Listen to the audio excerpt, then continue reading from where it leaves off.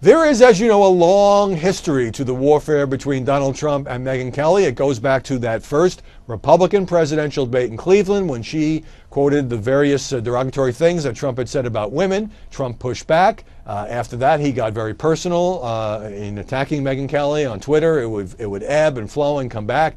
As she said to me in our interview for Media Buzz, she mostly felt like she could not engage. I know some people feel she hasn't been fair to Trump, but apparently they have now reached a kind of a truce, which led to the primetime broadcast special on the Fox broadcast network. And so, I asked Megyn the very direct question. As you have thought about this since August of 2015, could you or should you have worded that question differently? She said no, she wouldn't change a word. Many of you may disagree with that.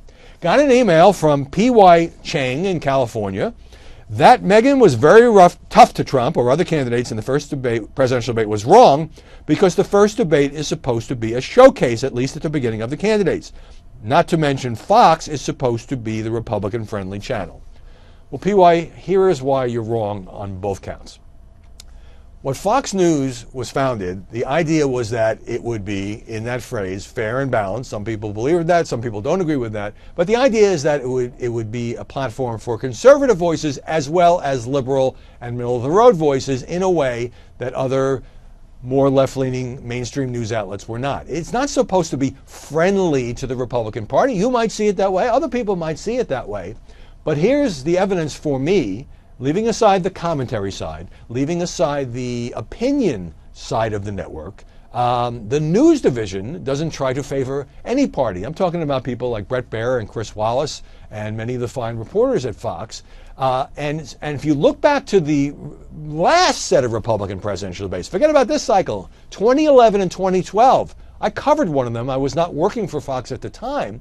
And I was very impressed at how it was the same team, Chris, Megyn, Bret, how aggressively they went after those Republican candidates with carefully honed questions designed to bring out any contradictions in what they'd said, to put them on the defensive, to get them to have to hit Major League pitching. We see the same thing, not just with Trump, but people forget the kind of tough questions that were asked to Ted Cruz, to Marco Rubio, to Jeb Bush, and the other Republican candidates.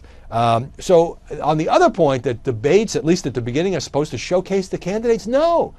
If you're running for president, you have to get on that debate stage the very first time and hit the tough pitching. It's not there to showcase you. You want to showcase yourself. You can buy ads. You can give speeches. You can take out op-eds. You can go on YouTube. You can go on Snapchat. You can go on Facebook. You can do all those things. When you're facing a panel of journalists, and this is true whether you're on CNN or MSNBC or ABC, CBS, CNN, what I'm leaving out, NBC, and Fox News, you're there to answer hard questions about policy and other matters, like would you pledge to support the Republican nominee, so that the people watching at home can judge you as a potential president. That's what the debates are about, and I'm not the only one. There's a broad consensus that when it comes to those kinds of aggressive questions, that Fox News has done a pretty good job.